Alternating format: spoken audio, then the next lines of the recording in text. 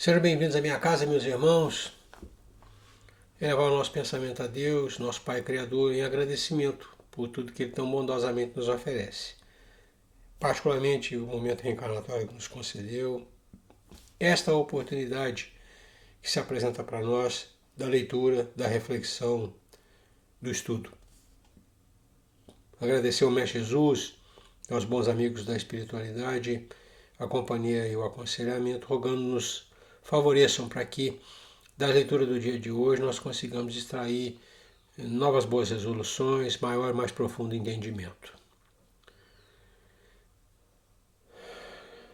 Paz e luz é o que eu desejo aos meus irmãos.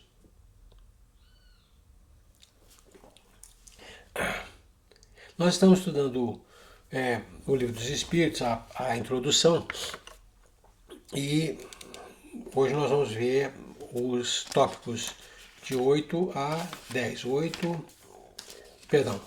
7 a 10. 7, 8, 9 e o 10. Perfeito. Os irmãos vão lembrar da nossa última leitura, né, que Kardec, nos tópicos 4, 5 e 6, né, ele faz um apanhado da evolução dos modos de comunicação, né, que essa evolução nos permitiu constatar a existência de uma inteligência dirigindo aqueles fenômenos, né, e que, vamos lembrar disso, os espíritos se apresentaram e se disseram os autores dos fenômenos. Nós somos espíritos os dirigentes desses. Né? Então não foi uma imposição de quem observava os fenômenos, mas uma proclamação, né, de quem executava os fenômenos. E, no segundo momento,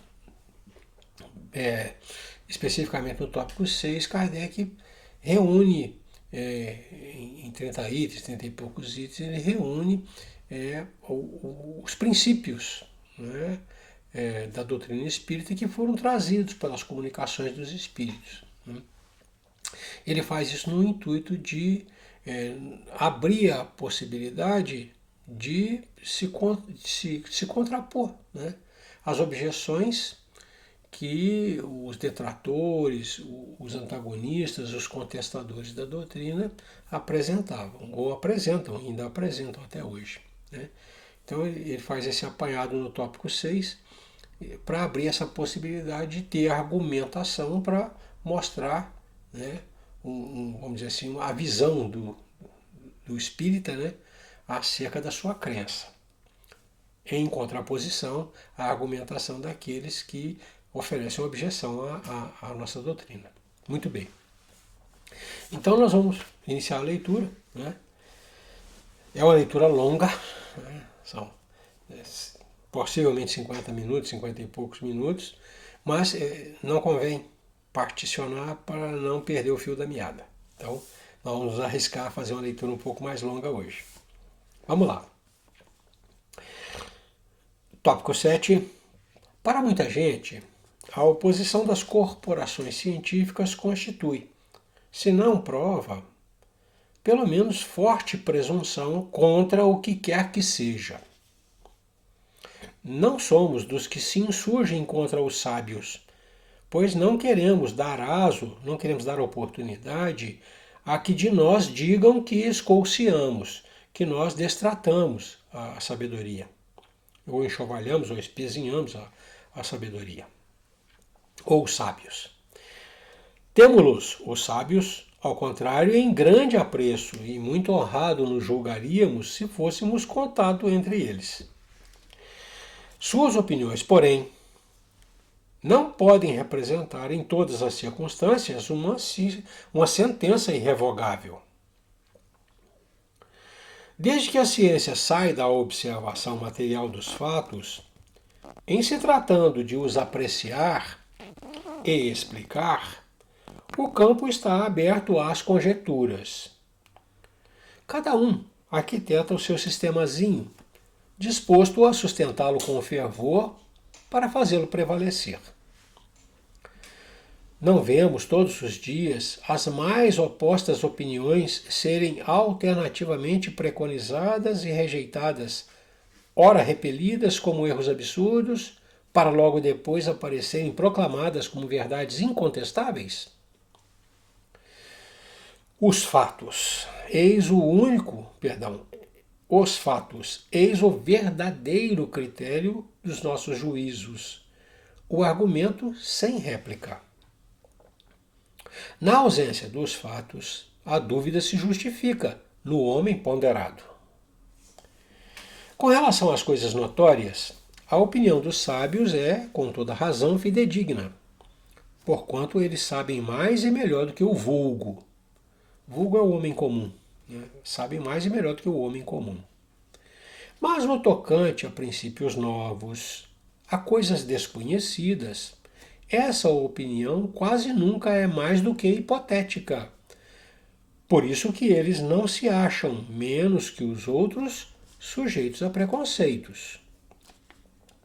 Direi mesmo que o sábio tem mais prejuízos que qualquer outro, porque uma propensão natural o leva a subordinar tudo ao ponto de vista de onde mais aprofundou seus conhecimentos. O matemático não vê prova senão numa demonstração algébrica. O químico refere tudo à ação dos elementos, etc. Aquele que se fez especialista prende todas as suas ideias à especialidade que adotou. Tirai-o daí e o vereis quase sempre desarrazoar, por querer submeter tudo ao mesmo cadinho, consequência da fraqueza humana. Assim, pois, consultarei do melhor grado e com a maior confiança um químico sobre uma questão de análise, um físico sobre a potência elétrica, um mecânico sobre uma força motriz. Hão de eles, porém, permitir-me, sem que isto afete a estima a que lhes dá direito o seu saber especial, que eu não tenha em melhor conta suas opiniões negativas acerca do espiritismo, do que o parecer de um arquiteto sobre uma questão de música. As ciências ordinárias se assentam nas propriedades da matéria, que se pode experimentar e manipular livremente. Os fenômenos espíritas repousam na ação de inteligências dotadas de vontade própria e que nos provam a cada instante não se acharem subordinadas aos nossos caprichos. As observações não podem, portanto, ser feitas da mesma forma. Requerem condições especiais e outro ponto de partida. Querer submetê-las aos processos comuns de investigação é estabelecer analogias que não existem. A ciência propriamente dita é, pois, como ciência, incompetente para se pronunciar na questão do espiritismo.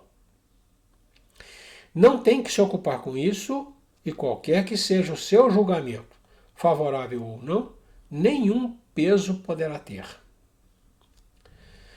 O espiritismo é o resultado de uma convicção pessoal, que os sábios, como indivíduos, podem adquirir, abstração feita da qualidade de sábios, independentemente de serem sábios.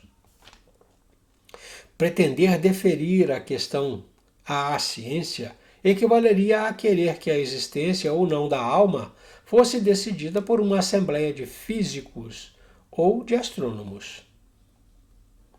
Com efeito, o espiritismo está todo na existência da alma e no seu estado depois da morte. Ora, é soberanamente lógico imaginar-se que um homem deva ser grande psicologista porque é eminente matemático ou notável anatomista. Vou me desculpando. Dissecando o corpo humano, o anatomista procura a alma. E porque não a encontra debaixo do seu escalpelo é aquele bisturi que ele usa para fazer a dissecação do corpo, né? E porque não a encontra debaixo do seu escalpelo, como encontra um nervo, ou porque não a vê evolar-se como um gás, conclui que ela não existe, colocado num ponto de vista exclusivamente material.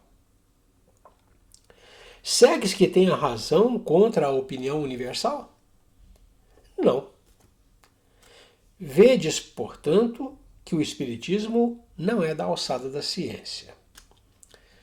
Sucintamente, Kardec coloca aqui a argumentação de que para determinado assunto, né, se exige determinado nível de conhecimento. Esse nível de conhecimento não necessariamente dá autoridade para que a gente fale de um outro assunto. Trocando em miúdos, ele separa bem que as ciências, como nós as conhecemos, estão voltadas para o estudo de um mundo material. Ela não está habilitada, né, com seu aprofundamento de conhecimento, né, a estabelecer verdades sobre um mundo espiritual completamente diferente. Né? Ele diz, a matéria é manipulável, o espírito tem vontade própria. Então, ele diz, é necessário um ponto de vista novo, é necessário despir-se dos preconceitos, é necessário estabelecer uma nova rotina de estudo. O estudo de outra área não se aplica necessariamente nesta área de estudo que nós estamos. Estamos falando de um mundo novo, um mundo diferente, onde deve existir umas regras diferentes. É isso. Quando as crenças espíritas se houverem vulgarizado, quando estiverem aceitas pelas massas humanas, e a julgar pela rapidez com que se propagam, esse tempo não vem longe, com elas se dará o que tem acontecido, com as crenças espíritas se dará o que tem acontecido com todas as ideias novas, que hão encontrado oposição. Os sábios se renderão à evidência. Como dizia o ditado antigo, né? Contra fato não há argumento. Lá, né? Lá na evidência, ou lá na aceitação, né, do fato, os sábios chegarão individualmente e pela força das coisas. Até então, será intempestivo desviá-los de seus trabalhos especiais para obrigá-los a se ocuparem com um assunto estranho, que não lhes está nem nas atribuições nem no programa.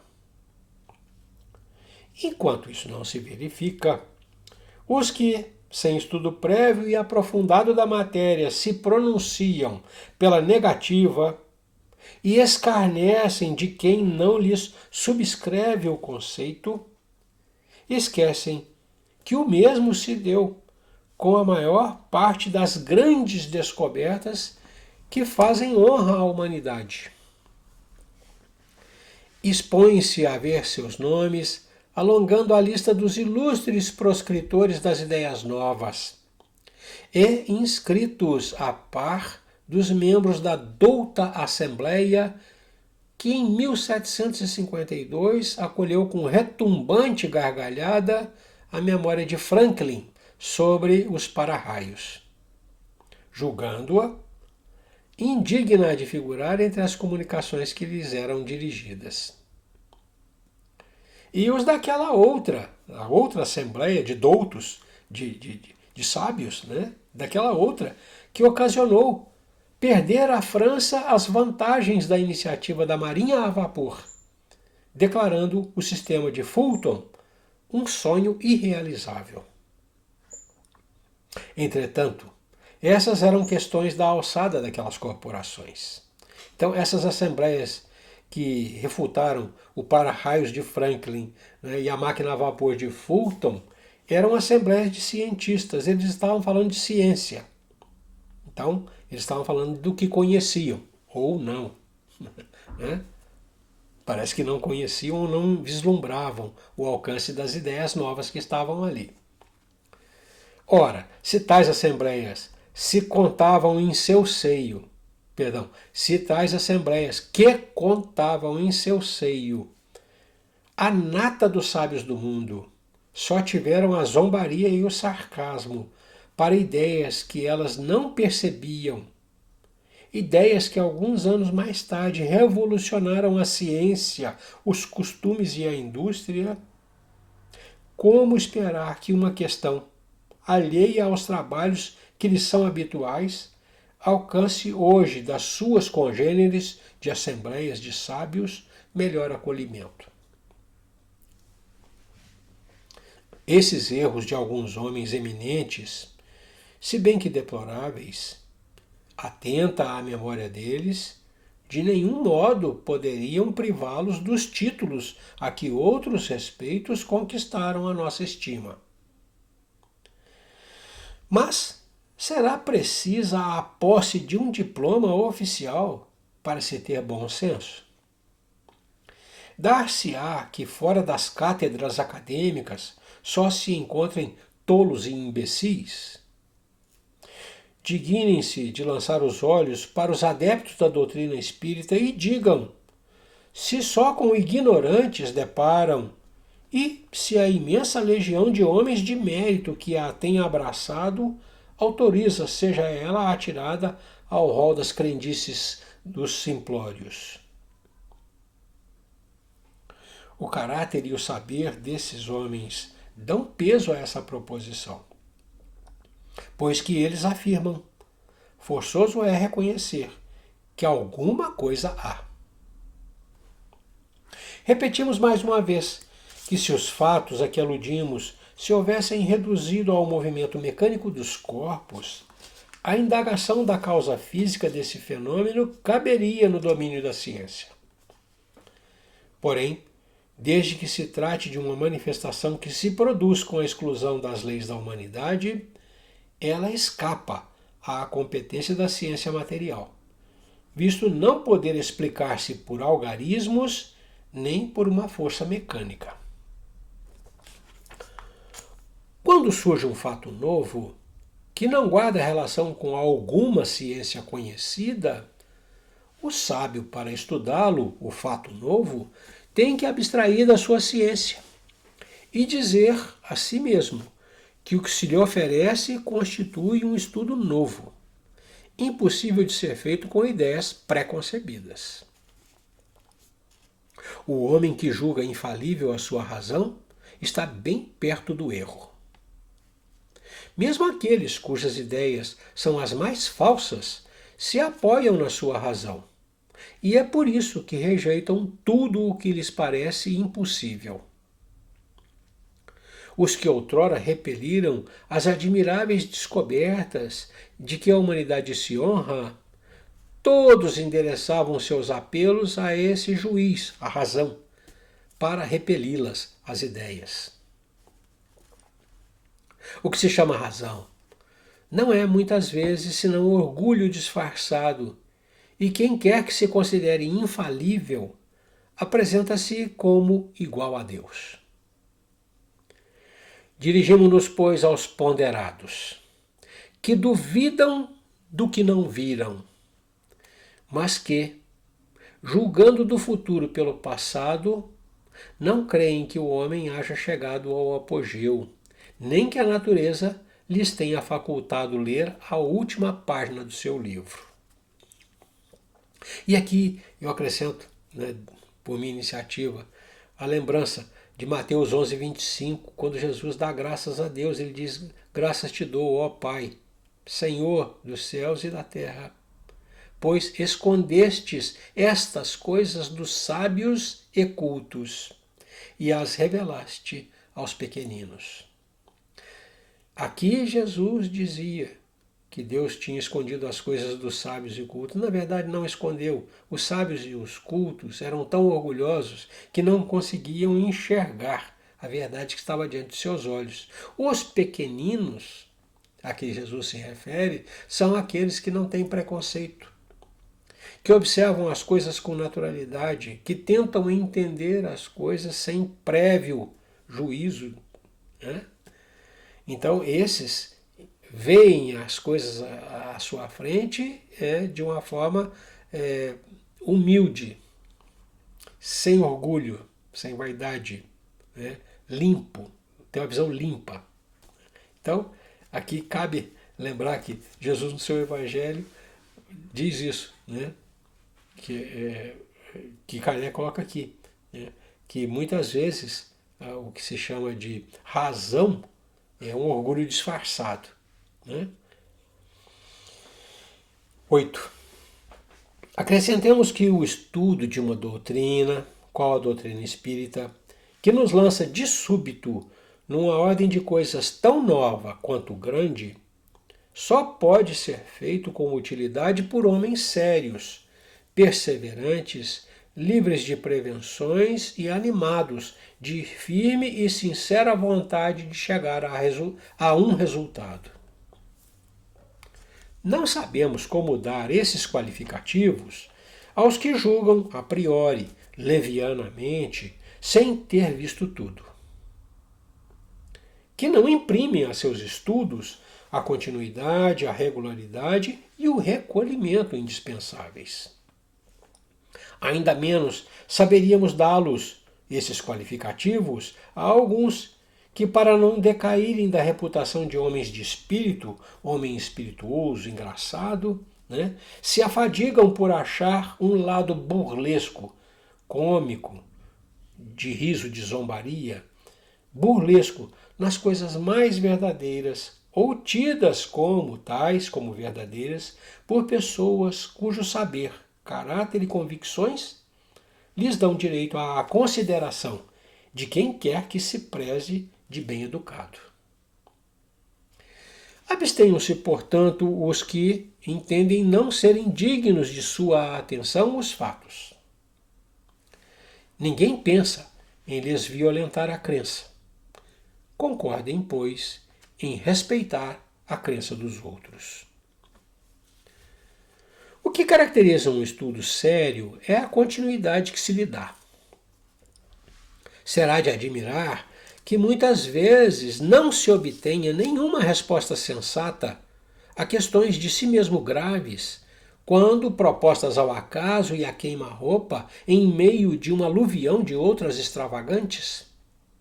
Se faz uma pergunta de interesse dentro de outras tantas que são supérfluas. Quer-se uma resposta? É possível obter uma resposta? Né?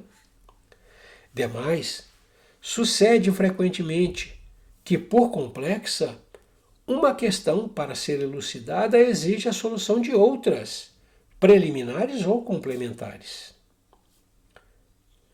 Quem decide tornar-se versado em uma ciência tem que a estudar metodicamente, começando pelo princípio e acompanhando o encadeamento e o desenvolvimento das ideias. Que adiantará aquele que ao acaso dirigir a um sábio perguntas acerca de uma ciência cujas primeiras palavras ignore? Como fazer uma pergunta de um assunto que você não sabe? Ou a ideia é essa. Como dirigir a um sábio uma pergunta se você não sabe do que você está falando? É essa a questão que Kardec coloca. Poderá o próprio sábio, outra questão, poderá o próprio sábio, por maior que seja a sua boa vontade, dar-lhe resposta satisfatória? Se quem pergunta fala do que não sabe, a resposta que lhe for dada será compreendida, já que ele não sabe do que fala? A resposta isolada que der o sábio, será forçosamente incompleta e quase sempre por isso mesmo ininteligível, ou parecerá absurda e contraditória. O mesmo ocorre em nossas relações com os espíritos. Quem quiser com eles instruir-se, tem que com eles fazer um curso. Mas, exatamente como se procede entre nós, deverá escolher seus professores e trabalhar com assiduidade. Dissemos que os espíritos superiores somente às sessões sérias acorrem, sobretudo às sessões em que reina perfeita comunhão de pensamentos e de sentimentos para o bem. A leviandade e as questões ociosas os afastam, os espíritos superiores os afastam. Como entre os homens, a leviandade e as questões ociosas afastam as pessoas criteriosas. O campo fica, então, livre à turba dos espíritos mentirosos e frívolos, sempre à espreita de ocasiões propícias para zombarem de nós e se divertirem à nossa custa. O que é o que se dará como uma questão grave em reuniões de tal ordem, em reuniões de espíritos frívolos? Será respondida. Mas por quem? Acontece como se a um bando de levianos que estejam a divertir-se propusesseis estas questões: que é a alma? Que é a morte? E outras tão recreativas quanto estas. Se quereis respostas sisudas, sérias, haveis de comportar-vos com toda a sisudeza, com toda a seriedade, na mais ampla acepção do termo, e de preencher todas as condições reclamadas. Só assim obtereis grandes coisas.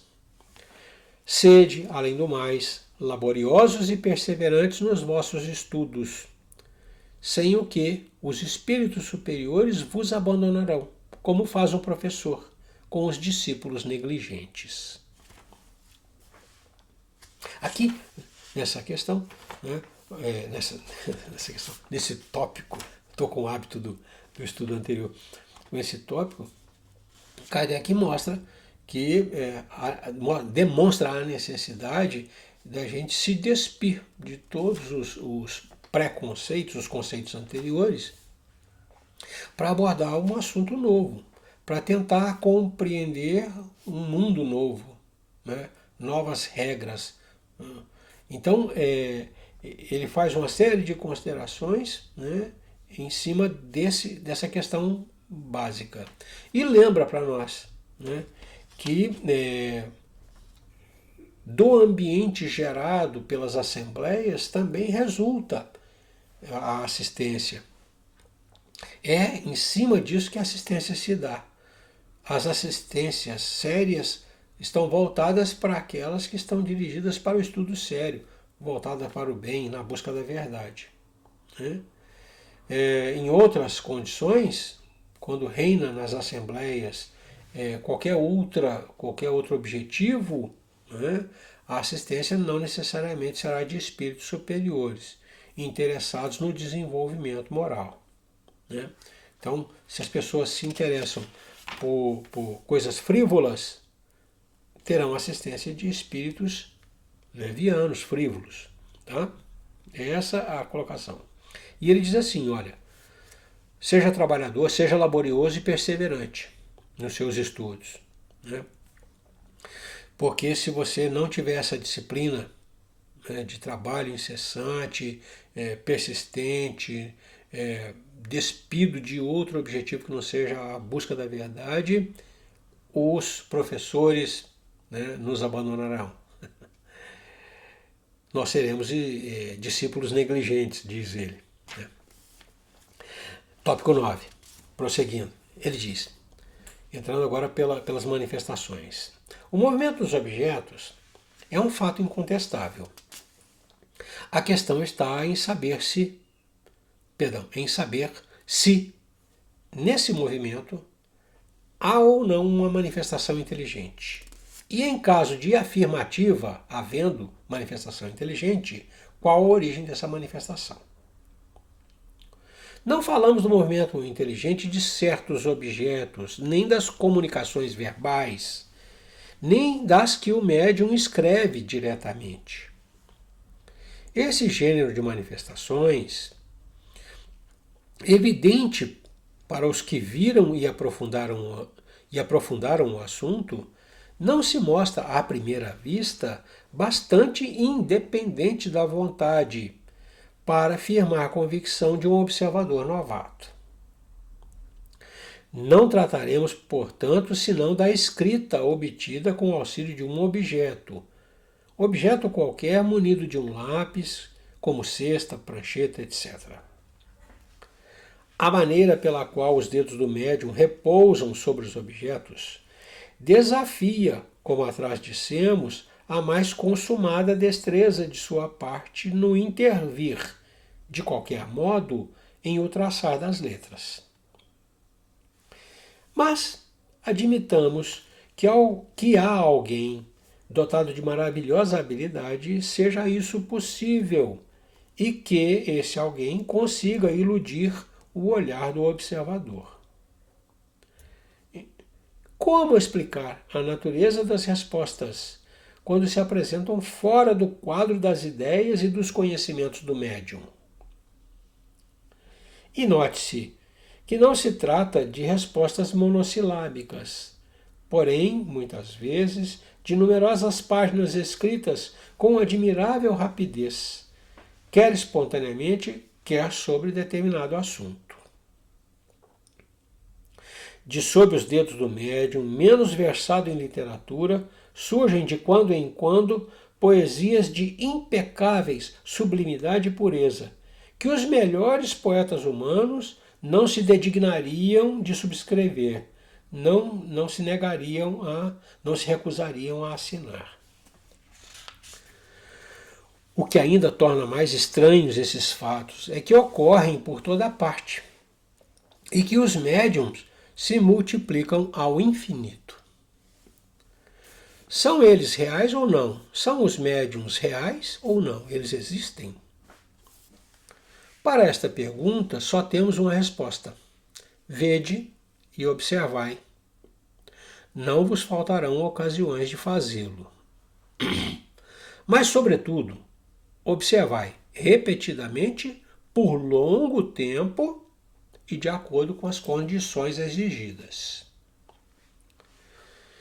Que respondem a essa evidência os antagonistas? O que dizem os que se antagonizam com o Espiritismo a respeito da existência dos médiuns? Né? Sois vítimas do charlatanismo ou joguete de uma ilusão? Diremos, primeiramente, que a palavra charlatanismo não cabe onde não há proveito. Os charlatães não fazem grátis o seu ofício.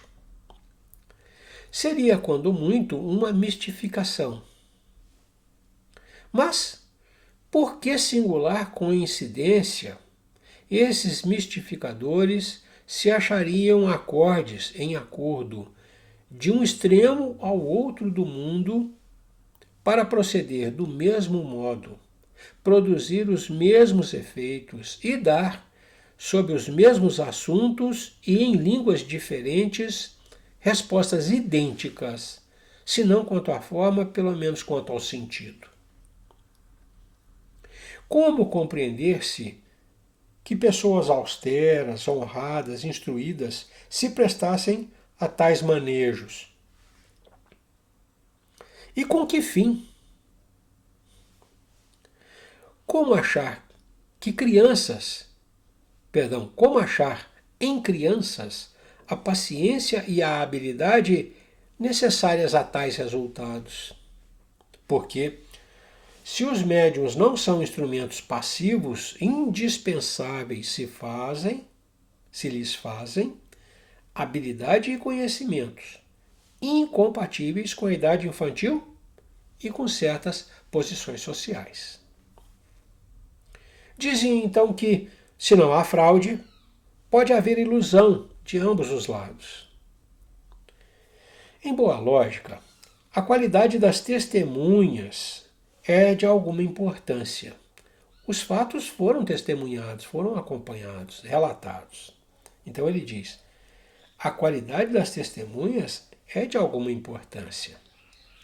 Ora, é aqui o caso de perguntarmos se a doutrina espírita, que já conta com milhões de adeptos, só os recruta entre os ignorantes. Os fenômenos em que ela se baseia são tão extraordinários que concebemos a existência da dúvida.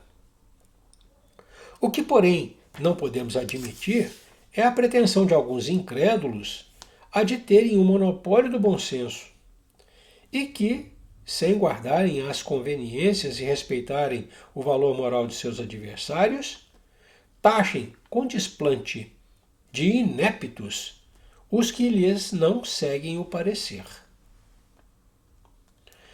Aos olhos de qualquer pessoa judiciosa, a opinião das que, esclarecidas, observaram durante muito tempo, estudaram e meditaram numa coisa, constituirá sempre, quando não uma prova, uma presunção, no mínimo, a seu favor.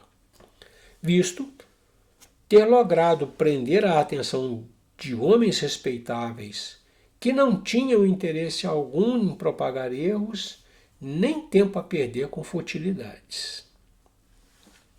Nesse tópico, Kardec coloca a ideia, ou se contrapõe à ideia, né, de que dentro da doutrina, né, tudo seja ilusão, mistificação. Não se diz que não aconteça um desvio, não aconteça algum evento dessa natureza. Mas analisando seriamente, analisando aquilo que é sério, né, aquilo que vale a pena ser analisado, é de se perguntar, né, por que pessoas que têm conhecimento, que não são pessoas fáceis de se iludir, porque essas pessoas se dedicam ao estudo. É essa a questão que ele coloca. Ele chega a questionar: os adeptos do Espiritismo são recrutados com base na sua ignorância, né? Só há espíritas ignorantes que são fáceis de enganar, né? Que não têm conhecimento suficiente para reconhecer o ilusionismo. Né? Essa é a questão que nós temos que prestar atenção, né? Na forma como Kardec se posiciona. Então, há médiums, ele diz: eu não vou responder a isso, observem, vejam, né? Os fatos estão aí, à sua frente. Mas observe os fatos como eles devem ser observados, né? Segundo um novo conjunto de leis que regulam aqueles fatos especificamente que são próprios do mundo espírita.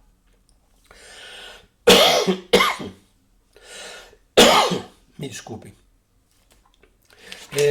E por fim, ele diz: olha, a gente é obrigado a aceitar, no mínimo, não como uma prova, mas no mínimo como uma presunção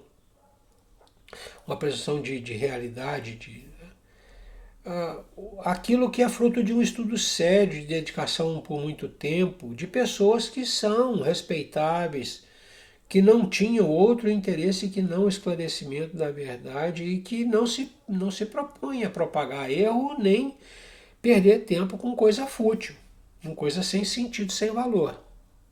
Então, nessa argumentação que Kardec se escora, né, para se contrapor aos antagonistas, né, que questionam a figura do médium. Né? Quando ele fala da cesta, né, ele fala, nós não vamos falar das mensagens que foram escritas diretamente pela mão do médium, ou faladas diretamente pela boca do médium, ou de movimentos feitos por objetos, né, com alguma inteligência, mas de forma, vamos dizer assim, aleatória, que não trouxesse alguma mensagem, algum conhecimento. Nós vamos falar dos objetos que são difíceis de manipular, que tornam evidente a existência de uma outra força além da possibilidade do médium dirigir a cesta ou a prancheta com seu próprio dedo. Nós vamos falar de uma escrita feita por objetos.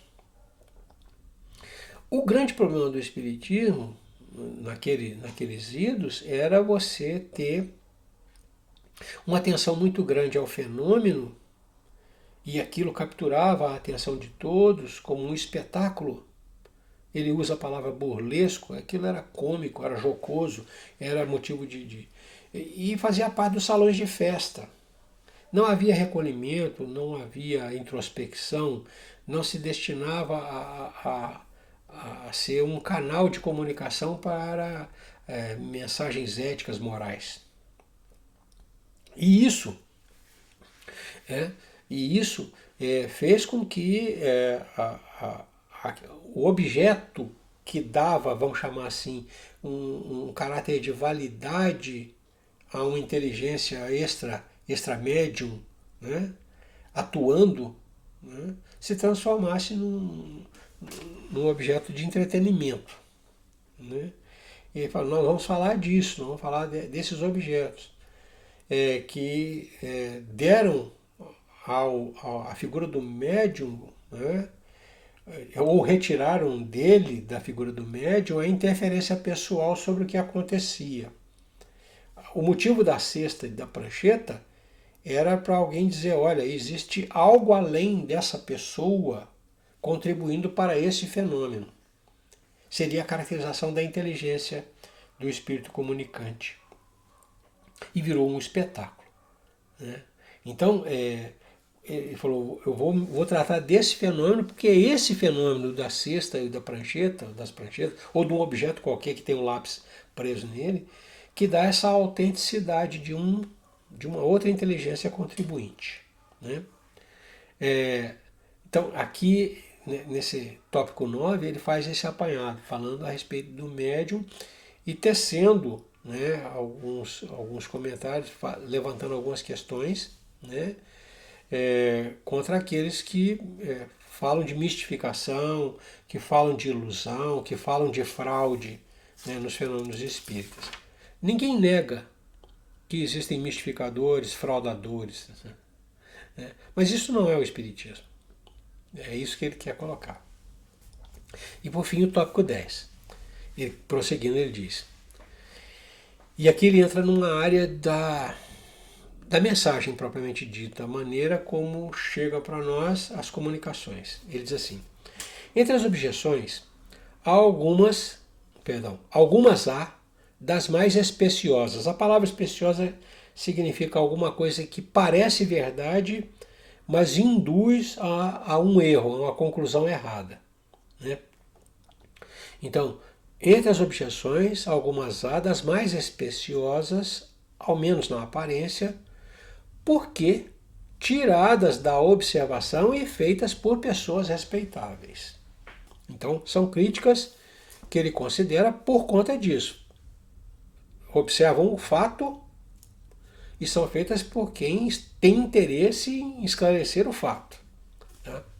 Mas são, vamos chamar assim, argumentos que, embora pareçam verdade, nos conduzem a uma conclusão equivocada. Né?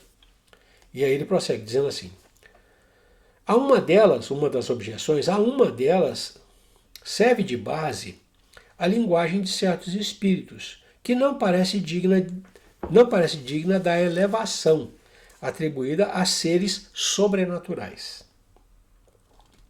Quem se reportar ao resumo da doutrina acima apresentado, verá que os próprios espíritos nos ensinam não haver entre eles igualdade de conhecimentos nem de qualidades morais, e que não se deve tomar ao pé da letra tudo o que dizem. Aqui ele se refere à nossa última aula, quando a gente, naqueles 30 e poucos tópicos, né, 30 e poucos, ele levanta o resumo dos princípios doutrinários. Mas aqui o interessante é a gente reforçar essa ideia. Os próprios espíritos nos ensinam não haver entre eles, espíritos, igualdade de conhecimentos nem de qualidades morais, e que não se deve tomar ao pé da letra tudo quanto dizem. As pessoas.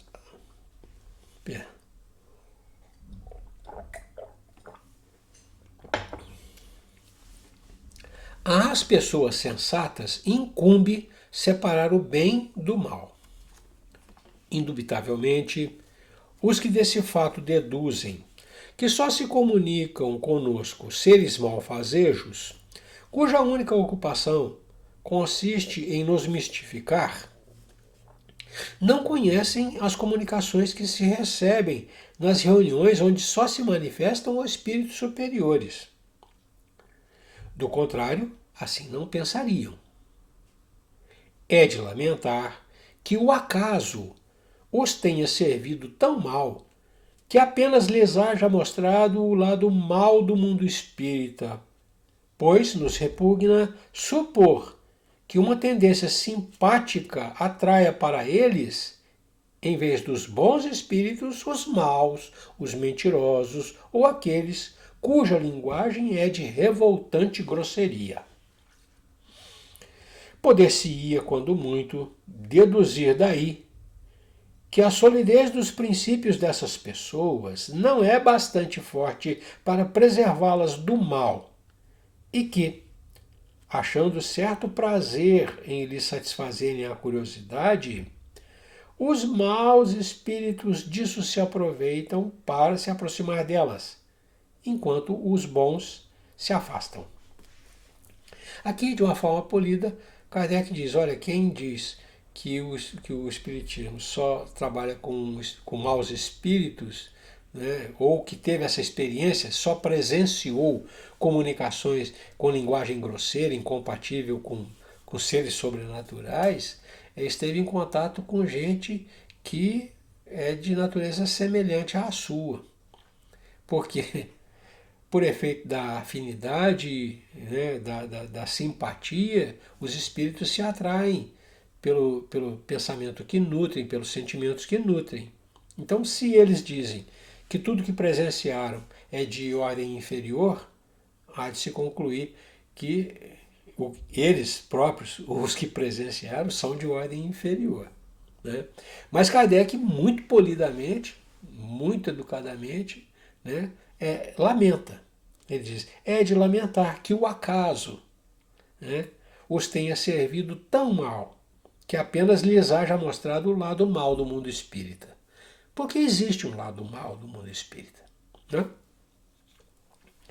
Julgar a questão dos espíritos por esses fatos seria tão pouco lógico quanto julgar do caráter de um povo pelo que se diz e se faz numa reunião de desatinados ou de gente de má nota, com os quais não entretém relações as pessoas circunspectas nem as sensatas. Os que assim julgam se colocam na situação do estrangeiro, que chegando a uma grande capital pelo mais abjeto de seus arrebaldes, julgasse de todos os habitantes pelos costumes e linguagem desse bairro ínfimo. No mundo dos espíritos também há uma sociedade boa e uma sociedade má. Dignem-se os que daquele modo se pronunciam de estudar o que se passa entre os espíritos de escol e se convencerão de que a cidade celeste não contém apenas a escória popular. A cidade celeste não contém apenas a escória popular. Tem outros espíritos. Perguntam eles, os detratores, perguntam eles, os espíritos de Skol descem até nós? Responderemos, não fiqueis no subúrbio. Vede, observai e julgareis. Os fatos estão aí, para todo mundo. A menos que lhes sejam aplicáveis estas palavras de Jesus. Tem olhos e não veem, tem ouvidos e não ouvem. Como variante dessa opinião, essa opinião de que a linguagem é incompatível, como variante dessa opinião, temos a opinião dos que não veem nas comunicações espíritas e em todos os fatos materiais a que elas dão lugar, mais do que a intervenção de uma potência diabólica, novo Proteu que revestiria todas as formas para melhor nos enganar. Proteu é um deus, né, que mudava de forma, né? E em muitas citações se fala do demônio, do diabo, como queiram se referir a este ser mitológico, né, que está no ideário aí, né? Assume formas diversas para melhor nos enganar, né? Então é disso que ele fala, quando ele fala um Proteu que revestiria todas as formas para melhor nos enganar, né? Falando dessa potência diabólica que seria quem está em contato com os espíritas, né? Ele diz, não a julgamos a essa opinião, não a julgamos suscetível de exame sério, por isso não nos demoraremos em considerá-la. Aliás, essa opinião, está refutada pelo que acabamos de dizer. Acrescentaremos tão somente que, se assim fosse, se nós só estivéssemos em contato com potência diabólica, se assim fosse, forçoso seria convir em que o diabo é às vezes bastante criterioso e ponderado, sobretudo muito moral. Ou então, em que também há bons diabos. Efetivamente, como acreditar que Deus, só o espírito do mal, permita que se manifeste para perder-nos, sem nos dar por contrapeso os conselhos dos bons espíritos? Desculpem. Se ele não o pode fazer, se ele não pode nos dar o conselho dos bons espíritos como contrapeso, se ele não o pode fazer, não é onipotente. Se pode fazer e não o faz, desmente a sua bondade. Ambas as suposições seriam blasfemas. Note-se que admitir a comunicação dos maus espíritos é reconhecer o princípio das manifestações. Ora, se elas, as manifestações, se dão, não pode deixar de ser com a permissão de Deus. Como então se há de acreditar, sem impiedade, que ele só permita o mal com exclusão do bem? Semelhante doutrina é contrária às mais simples noções do bom senso e da religião. E aqui nós encerramos 54 minutos, né? Fomos um pouquinho longe, mas era necessário. E um ou outro comentário de reforço às ideias que estão aqui nesses 4 tópicos, né, a gente faz na abertura do próximo, que é um pouquinho mais curto. Nós vamos encerrando, né, com essa colocação, né, essa pérola que ele coloca aqui para nós, né, se no meio de nós só transitam espíritos ruins, né, a gente é obrigado a concluir pelas mensagens que a gente toma contato, né, em muitas circunstâncias, que entre os espíritos ruins existe sabedoria, né, existe ponderação, existe moralidade, ou de outra forma que há bons diabos, né, diz ele, né. Então ele encerra de uma maneira assim brilhante essa colocação, né, que é uma argumentação que a gente ainda enfrenta nos dias de hoje, né, de certos irmãos que dizem que conosco só entram em contato as falanges diabólicas, né? Então, a gente encerra aqui e eu retomo na próxima leitura, fazendo um ou outro comentário, né? Renovando a Deus o agradecimento, né, pela oportunidade da leitura, das reflexões. Agradecer ao Mestre Jesus e aos bons amigos a companhia e as luzes, rogando nos favoreçam, né, para que nós tenhamos a coragem, né, de agir conforme a lei de Deus. Nos insuflem muita força moral, para que a gente tenha a coragem de agir conforme a lei de Deus. Paz e luz é o que eu desejo aos meus irmãos. Deus os abençoe. Até a próxima.